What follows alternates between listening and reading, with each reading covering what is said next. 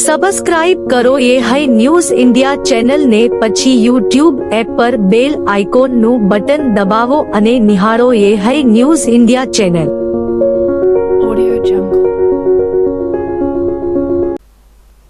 બનાસકાંઠા જિલ્લાના પાલનપુરના ટોકરિયા ગામમાં રહેતો 11 વર્ષીય બાળક 14 તારીખે ગુમ થયાની પોલીસને જાણ કરવામાં આવતા પોલીસ અને પરિવારજનોએ શોધખોળ હાથ ધરી હતી। બાળકની શોધખોળ ચાલી રહી હતી ત્યારે જ રાત્રિના સમયે ગામની વાડીમાંથી હત્યા કરાયેલી લાશ મળી આવી હતી। માસૂમ બાળકની હત્યા કોણે અને શા માટે નિપજાવી તેને લઈને પોલીસે અલગ અલગ દિશામાં તપાસ શરૂ કરી હતી અને હત્યાનો ભેદ ઉકેલવા માટે ડોગ સ્ક્વોડ અને એફએસએલની મદદ પણ લેવામાં આવી હતી। 7000ની વસ્તી ધરાવતા ટોકરિયા ગામમાં માસૂમ બાળકની હત્યાનો ભેદ ઉકેલવા માટે પોલીસે 11 ટીમો બનાવી અલગ અલગ દિશામાં તપાસ હાથ ધરી હતી। સાયબર ટીમની મદદ લેવામાં આવી હતી, સાથે સીસીટીવી ફૂટેજ અને ગામમાં રહેતા શંકાસ્પદ અને ગાયબ થયેલા લોકોની વિગતો એકત્રિત કરીને ગુનાનો ભેદ ઉકેલવા એક બાદ એક કડી જોડવામાં આવી હતી। ત્યારે શંકાના આધારે પોલીસે ફારૂક જમાલ દાઉમા નામના શખ્સને પોલીસ સ્ટેશન બોલાવી પૂછપરછ કરતા પોતે જ હત્યા કરાયાની કબૂલાત કરી હતી। બનાવના દિવસે ફારૂકે પોતાની કારમાં બાળકને બેસાડ્યો હતો અને અલગ અલગ જગ્યાએ ફેરવી પાછળની સીટ પર બાળક સાથે અડપલા કર્યા હતા। બાળકે તેનો વિરોધ કરતા ફારૂકે તેને માર માર્યો હતો। બાળકે પોતાની આપવીતી પોતાની માતાને જણાવી દેવાની વાત કરતા ફારૂકે ગળા પર તીક્ષ્ણ હથિયારનો ઘા મારી હત્યા નિપજાવી હતી અને બાદમાં વાડી વિસ્તારમાં લાશને ફેંકી દીધી હતી। બનાસકાંઠા એસપી અક્ષરાજ મકવાણાએ પ્રેસ કોન્ફરન્સ કરતા જણાવ્યું હતું કે માસૂમ બાળકની હત્યાનો ભેદ ઉકેલવા માટે અલગ અલગ 11 ટીમો બનાવવામાં આવી હતી। ગુનાનો ભેદ ઉકેલવા એક બાદ એક કડીઓ મેળવી હતી। બાળકની હત્યા મામલે ફારૂક જમાલ દાઉમા નામના શખ્સની ધરપકડ કરવામાં આવી છે। આ શખ્સ નાના બાળકો સાથે અડપલા કરવાની માનસિકતા ધરાવે છે। બનાવના દિવસે બાળકને પોતાની કારમાં બેસાડી આરોપી અલગ અલગ જગ્યાએ લઈ ગયો હતો અને અડપલા પણ કર્યા હતા, જેનો બાળકે વિરોધ કરતા આરોપીએ હત્યા નિપજાવી લાશને ફેંકી દીધી હતી। હાલ તો આરોપીની ધરપકડ કરી વધુ તપાસ હાથ ધરવામાં આવી રહી છે। બાળકની હત્યા કરાઈ છે, શા માટે હત્યા કરાઈને આરોપીની પોલીસે અટક કરી છે? તારીખ 14/7/2024ના રોજ ગઢ પોલીસ સ્ટેશન વિસ્તારના ટોકરિયા ગામમાંથી પોલીસને જાણકારી મળે છે કે એક 11 વર્ષીય બાળક કે જેનું નામ મોહમ્મદ બિલાલભાઈ સરસિયા છે તે અમને મળી નથી રહ્યો, જેથી કરીને પોલીસમાં એ વસ્તુની જાણ થતાં તરત જ લોકલ પોલીસ દ્વારા ઘટના સ્થળે પહોંચવામાં આવે છે અને બાળક ક્યાં ગુમ થયું છે તે બાબતે જાણકારી કરી એકઠી કરી અને તપાસ આગળ વધારવામાં આવે છે। તે દરમિયાન આશરે સાંજે 7 કલાકે બાળકની લાશ જે છે એ ટોકરિયા ગામના વાડી વિસ્તારમાંથી મળી આવે છે। એ વસ્તુની જાણ થતાં જ તરત જ લોકલ પોલીસ, એ સિવાય એમના local SDPO Shri CL Solanki સાહેબ, અમારી LCB SOGની તમામ ટીમો જે છે ઘટના સ્થળે પહોંચી જાય છે। ઘટના સ્થળે પહોંચીને તાત્કાલિક જ પોલીસ દ્વારા ઘટનાની બારીકાઈથી નિરીક્ષણ કરી અને ત્યારબાદ ડોગ સ્ક્વોડને અને FSLની ટીમને બોલાવી લેવામાં આવે છે।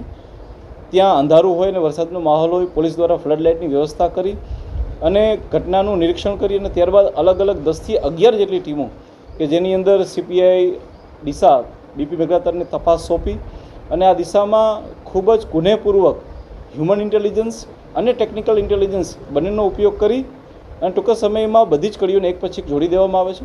આની તેનું જણાવું કે જે અમારી સાયબરની ટીમ હતી એ સાયબરની ટીમ દ્વારા એ વિસ્તારમાં કોણે કેટલા કોલ કરેલા હશે, કોનું વધારે લોકેશન છે તે બાબતે સાયબર ટીમ દ્વારા તાત્કાલિક જ રીતે પગલાં ભરવામાં આવ્યા। ત્યારબાદ બીજી બધી ટીમો દ્વારા જે છે એ CCTV ફૂટેજ ચેક કરવામાં આવ્યા। જે બાકીની 10 થી 11 ટીમો કે જે અમારા ડીવાયએસપી CL સોલંકી અને LCB SOGની સાથે રહીને બનાવવામાં આવી હતી, તે ટીમો દ્વારા 7000ની વસ્તી ધરાવતા આ ટોકરિયા ગામમાં કયો વ્યક્તિનું વર્તન શંકાસ્પદ છે, કયો વ્યક્તિ અચાનક ગાયબ થયેલો છે અને કયો વ્યક્તિ કેટલીક આવી પૂર્વ માનસિકતાઓ ધરાવે છે એ બાબતે ઊંડાણપૂર્વક તપાસ કરવામાં આવી અને તપાસના અંતે ફક્ત ગણતરીના કલાકોમાં જ એક વ્યક્તિ કે જેનું નામ ફારૂક જમાલ દાઉમા છે તેને પોલીસ દ્વારા પૂછપરછ માટે અહીંયા LCB ઓફિસે લઈ આવવામાં આવે છે। તેની પૂછપરછ દરમિયાન ફલિત થાય છે કે આ વ્યક્તિની માનસિકતા જે છે એ નાના બાળકો સાથે અડપલા કરવાની હતી અને જે વ્યક્તિનું અપહરણ થયું હતું તેને પણ રાત્રે 10 વાગ્યાની આસપાસ આ વ્યક્તિ દ્વારા પોતાની કારમાં બેસાડીને અલગ અલગ જગ્યાએ લઈ જવામાં આવે છે અને ત્યાં કારની પાછલી સીટમાં તેની સાથે અડપલા કરવામાં આવે છે.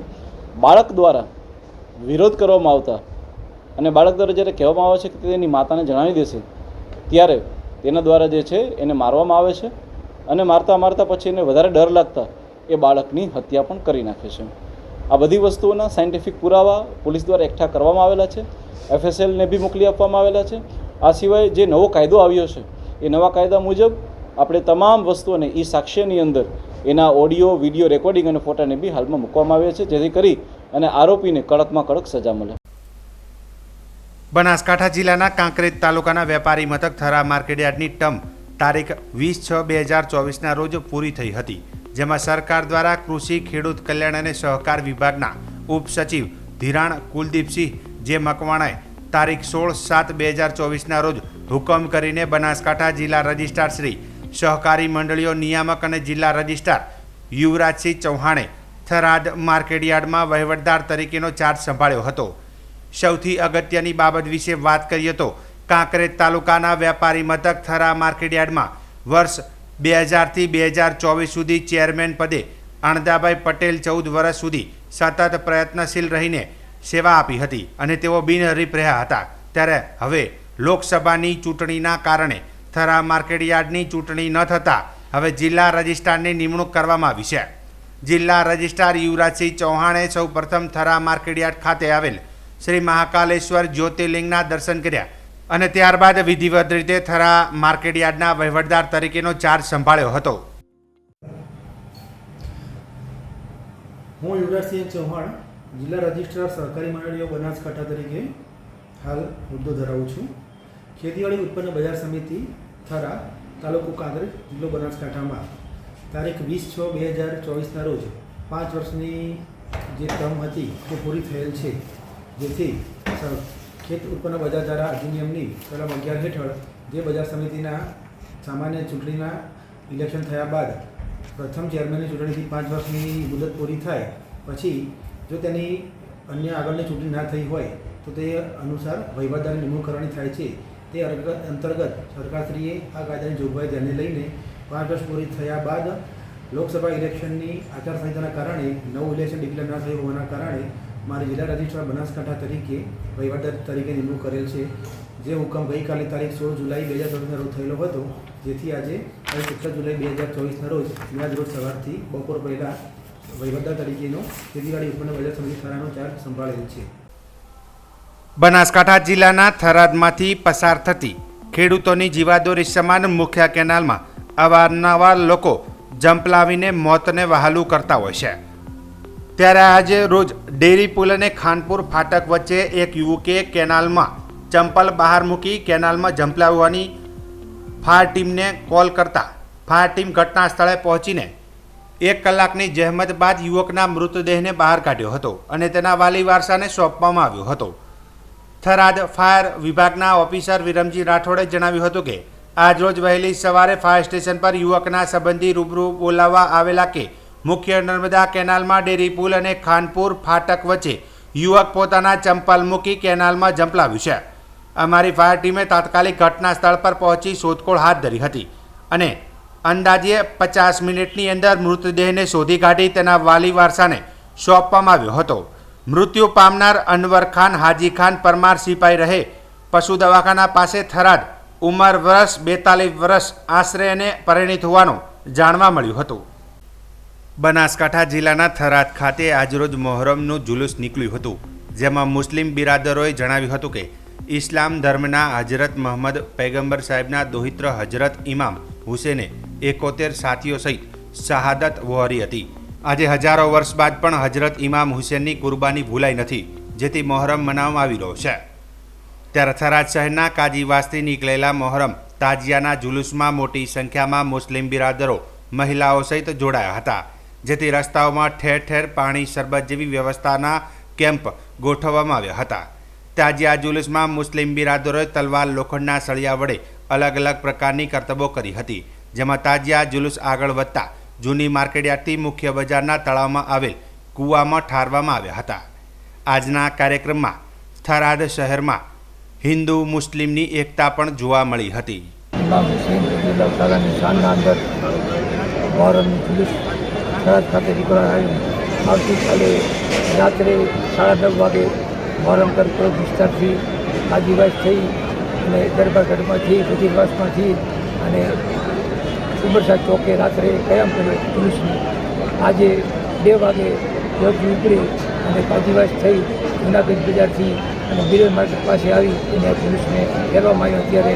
અને આ જુલુસ જે છે મોહરમનું એ અમારા બહુ મોટો પર્વ છે. આવે મોહરમ એટલે અમારો કુરબાનીવાળો મહિનો છે. આના અંદર અમારા ઇમામ હુસેન સાહેબે અને એમના ઘરવાળાએ બહુ મોટી કુરબાની આપી.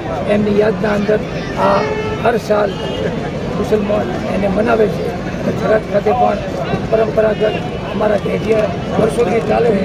આ વર્ષોથી પરંપરાગત ચાલે છે અને કોમી એકતા અને ભાઈચારાના સાથે દરેક પ્રસંગો અમારા થરાદમાં કરવામાં આવે છે. શહેરમાં આજે મોહરમના પવિત્ર દિવસે તાજિયા કાઢવામાં આવ્યા. સૌ કોમી એકતા સાથે મળીને આજનો તહેવાર ઉત્તર ગુજરાતમાં અને ખાસ કરીને થરાદ દર વર્ષની જેમ આજે પણ બધાએ હિન્દુ મુસ્લિમ સાથે મળીને આ તહેવાર ઉજવે છે. દર વર્ષની જેમ આનંદ ઉત્સાહભેર આ કોમી એકતાનો દાખલો આપ્યો છે. દર વર્ષની જેમ આજે પણ સૌ સાથે મળીને ઉજવે છે. એ બધાને પણ ધન્યવાદ આપું છું. અને મુસ્લિમ ભાઈઓ પણ રામનવમીનો તહેવાર હોય કે હિન્દુઓનો તહેવાર હોય એમાં પણ સાથે મળે છે.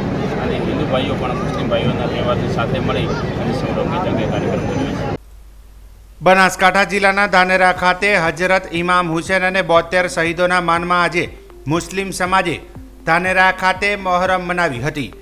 ઇમામવાડાથી ધાનેરાના અનેક રાજમાર્ગો પર ફરી ઇમામવાડા ખાતે પરત આવ્યા હતા. ઇસ્લામિક કેલેન્ડર મુજબ પ્રથમ માસને મોહરમ તરીકે ઓળખવામાં આવે છે. હજરત ઇમામ હુસેને માનવતાના મૂલ્ય ખાતર બલિદાન આપ્યું હતું, જેની યાદમાં મુસ્લિમ સમાજ દ્વારા તાજિયા જુલુસ નીકાળીને શોક મનાવવામાં આવે છે. જુલુસનું હર ગલીએ સ્વાગત કરવામાં આવ્યું હતું. હિન્દુ મુસ્લિમોએ તાજિયાના દર્શન કરી અનેકતામાં એકતાની ભાવના બતાવી હતી અને સમગ્ર જુલુસ દરમિયાન ધાનેરા પોલીસ પણ ખડે પગે જોવા મળી હતી.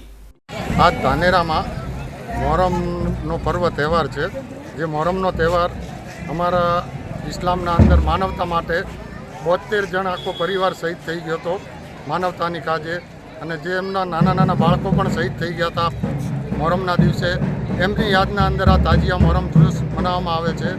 જે લોકોએ માનવતા માટે પોતાની આખી આહુતિ આપી દીધી. 72 જણા શહીદ થઈ ગયા હતા. નાના 6 મહિનાના બાળકો પણ શહીદ થયા હતા માનવતા માટે. એમના યાદની અંદર આજે એ તહેવાર મનાવવામાં આવે છે, જેનો જુલુસ 10મીના તરીકે આશુરા તરીકે મનાવવામાં આવે છે. જે જુલુસ ધાનેરા મુસ્લિમ સમાજ તરફથી નીકળવામાં આવ્યો છે. જય હિન્દ. બનાસકાંઠા જિલ્લાની આંગણવાડી મહિલાઓએ દિયોદર તાલુકાના મિની અંબાજી સાણાદર ખાતે મોટી સંખ્યામાં થરાદ વાવ સુઈગામ બાબર દિયોદર તાલુકાઓની આંગણવાડી કાર્યકર વિવિધ પ્રશ્નોને લઈને બનાસકાંઠા સાંસદ ગેનીબેન ઠાકોરને રજૂઆત કરી હતી. જેમાં 3 મહિનાથી આંગણવાડી કેન્દ્રમાં તેલ અપાતું ન હોવાના આક્ષેપ કર્યા હતા. વધુમાં આંગણવાડીની મહિલાઓની વિવિધ માંગ સ્વીકારવામાં નહીં આવે તો આગામી સમયમાં દિલ્હી ખાતે ધરણા યોજવાની ચીમકી પણ આપી હતી. આંગણવાડી કર્મચારી સભા ગુજરાતની પ્રમુખ ચંપાબેન પરમાર આજે અહીં 3 તાલુકાની બહેનો એકત્રિત થઈ છે. એમની રજૂઆત તો હમણાં હાલ તાતા પ્રશ્નો એવા છે કે એમના તેલ 3 મહિનાથી નથી. રેગ્યુલર બિલો કે જે કંઈ એમને જે જરૂરિયાતો જે બિલો મંજૂર થવા જોઈએ એ બિલો નથી મળ્યા, ઇન્સેન્ટિવ નથી મળતું. એટલે એમના લોકલ પ્રશ્નો જે છે એ લોકલ પ્રશ્નોને લઈને આજે એક મિટિંગનું આયોજન કર્યું હતું અને બહેનોએ મને બોલાવી છે ને હું એમની પ્રશ્નો સાંભળવા અને સરકાર સુધી પહોંચાડવા માટે અહીં એક મિટિંગનું આયોજન થઈ રહ્યું છે. બેન આજે કોને રજૂઆત કરી છે આપણે? આજે જોગાનો જોગ ગેનીબેન ઠાકોર દિયોદરમાં મિટિંગ હોવાથી ગેનીબેન આવ્યા અને ગેનીબેન નિકટ ના હોવાથી આજે એમને અમે રજૂઆત કરી છે. ગેનીબેન ઠાકોર જે હમણાં લોકસભામાં જબરદસ્ત વિજય કરી અને ગુજરાતનું નામ રોશન કરે છે ને એવા ગેનીબેન ઠાકોરને જો વિધાનસભામાં પણ અમારા પ્રશ્નો આંગણવાડીના ઉઠાવતા હતા તો લોકસભામાં પણ અમારા પ્રશ્નો રજૂ કરશે અને અમારા પ્રશ્નોની રજૂઆતનું નિરાકરણ લાવશે એવી અપેક્ષા સાથે અમે બહેનો સાથે અમે એમને રજૂઆત કરી છે કે સુપ્રીમ કોર્ટે જે આદેશ કરેલો છે કે આંગણવાડીની બહેનોને ગ્રેજ્યુએટથી તો ઠીક છે પણ એમને સરકારી કર્મચારીનો દરજ્જો આપવો જોઈએ. એ દરજ્જો સરકારી કર્મચારીનો નથી મળતો, માટે કરીને અમે એમને કહીએ છીએ કે તમે સરકારમાં બેઠા છો, સરકારમાં ગયા છો તો રજૂઆત કરો, અમારી આંગણવાડી વર્કરને સરકારી દરજ્જો અપાવો. સુપ્રીમ કોર્ટનો આદેશ છે છતાં પણ સરકાર તમારા એકવાર તો દિલ્હીમાં જઈને ધરણા કરી આવ્યા છે અને નેક્સ્ટ ટાઈમ ફરીથી અમે જ્યારે પણ લોકસભાની આવશે અથવા કોઈ માહોલ બનશે ત્યારે અમે તમામ ગુજરાત પૂરતા નથી, હું ઇન્ડિયા લેવલની છું, ઓલ ઇન્ડિયા લેવલની લીડરશિપ કરું છું, તો અમે તમામ રાજ્યોને એકત્રિત કરી અને દિલ્હીમાં ધરણા કરીશું જંતર મંતર ખાતે અને સરકારને ઘેરવાનો કોશિશ કરીશું. કાંકરેજનો હું કાર્યકર તરીકે કરું છું. એટલે અમારી આંગણવાડી બહેનોને એક પ્રશ્ન ખાસ એ રહી છે કે બહેનોને ગ્રેજ્યુટી હજી સુધી 2 વર્ષ થયા છે, ગ્રેજ્યુટી મળતી નથી. પહેલાં એવું કહે છે કે ઓફલાઈન છે, પછી કહે છે ઓનલાઈન છે, એવી રીતનું કરીને બહેનોને ધક્કા ખવડાવે છે. એટલે બહેનો દ્વારા એવું કહેવાય છે કે અમારી ઉંમર થઈ જાય છે, શું પછી અમારે મર્યા પછી કે ગ્રેજ્યુટી શું કરવાની એમ. તો ગ્રેજ્યુટી બહેનોને હાલ જરૂર છે, જે બહેનોને તકલીફ છે એવી બહેનોને ગ્રેજ્યુટી તાત્કાલિક ધોરણે મુતકો મળવી જોઈએ. અને જે અમારી બહેનો જોડે 3 મહિનાથી તેલ નથી તો એ બહેનોને એવું કહે છે કે તમે તમારા પગારમાંથી ખરીદી કરો. શું 10,000ના પગારમાં જે બેન વિધવા બહેન હોય, ગરીબ બહેનો 10,000ના પગારમાં ઘર ચલાવે કે 3,000ના ડબ્બા ખરીદે તો એ બિલ પછી માન્ય મળતું નથી અમને આગળથી. એવું અમારે કહેવું છે કે મેડમ અમને લેખિત કરીને આપે કે આ તેલનું બિલ તમને અમે અવશ્ય આપશે તો બહેનો બધી તેલના ખરીદી કરે ને કે કોઈ બેન તેલની ખરીદી કરશે નહીં.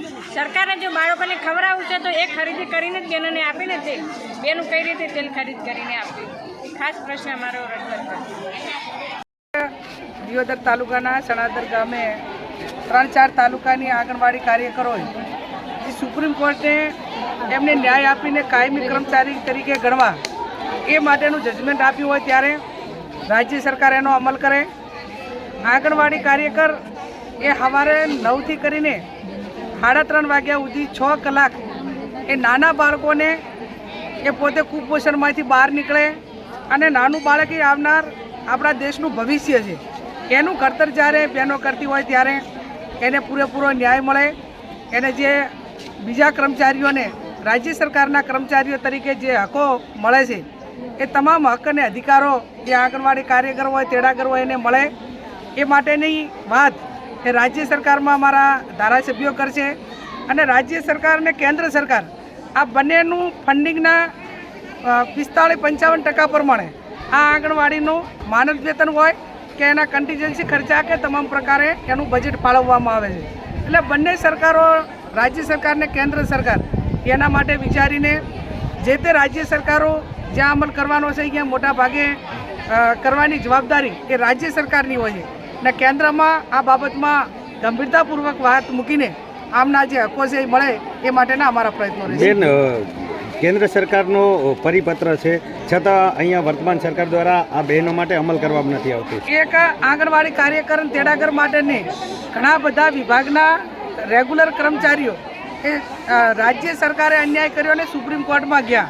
એમને સુપ્રીમ કોર્ટે ઓર્ડર કર્યો જે તે વખતે, પણ આજે પણ ઘણા બધા ડિપાર્ટમેન્ટોના અધિકારીઓને ગુજરાત સરકાર એ સુપ્રીમ કોર્ટના નિર્ણયને અવગણના કરીને એમની જે માગણી છે એ સ્વીકારતી નથી. એટલે તમે એમ કલ્પના કરો કે દેશની સર્વોપરી અદાલત જ્યારે ચુકાદો આપે એ પણ એક લોકશાહીમાં બેઠેલા લોકો એનો અમલ ન કરે તો સુપ્રીમ કોર્ટથી ઉપર એ જવા માટે લોકોને કે એના વિભાગના કોઈ પણ વિભાગના કર્મચારીઓ માટે એનાથી બીજું કોઈ ઓપ્શન નથી. અને વડી અદાલતનો જે ચુકાદો છે એને પણ ગ્રાહ્ય ન રાખે એટલે હું માનું ત્યાં સુધી એ વડી અદાલતનું પણ અપમાન છે અને બંધારણીય જે હકો છે એ બંધારણ આપણને આપ્યું છે એ બંધારણ પ્રમાણે પણ વહીવટ નથી થતો અને એ આ પ્રણાલિકા હવે ચાલુ થઈ છે. નહીંતર કોઈક નાની કોર્ટ, નીચેની કોર્ટ નિર્ણય આપે તો પણ એ બંધન કરતા હતું અને આવનાર સમયમાં એ બાબતમાં જે કાંઈ ઉપર લેવલે ભલામણ કરવાની થતી છે કરી અને આમને ન્યાય અપાવવાનું કામ. બેન, શ્રુતિ ઈરાનીના નિવેદન બાદ પરિણામ ભોગવવું પડ્યું છે ત્યારે હવે બનાસકાંઠા જિલ્લામાં આવનારા સમયમાં તાલુકા અને જિલ્લા પંચાયતની ચૂંટણી આવે છે, બેનો શું રોલ ભજવશે? એમને મેં કહ્યું કે તમે દરેકની સામે પ્રશ્ન કરો. હું પદાધિકારી તરીકે ચૂંટાઈને આવ્યું તો મારા સામે પ્રશ્ન કરવો જોઈએ કે બેન તમે બેનના નાતે અમારા માટે શું કરવા માગો છો અને અમારી વાત પહોંચાડો. એમ જ્યાં સત્તા સ્થાને જે રીતે બેઠા છે એમને દરેક પાસે એ પણ વાત કરશે અને જિલ્લા અને તાલુકા પંચાયત હોય, બીજી ચૂંટણીઓ હોય, ચૂંટણીઓ આવે ને જાય પણ એમનો અધિકાર એમને પોતાને પૂરેપૂરો મળે અને બહેનો પ્રશાસન સામે લડાયક બને એવી મેં એમને વિનંતી કરી છે ને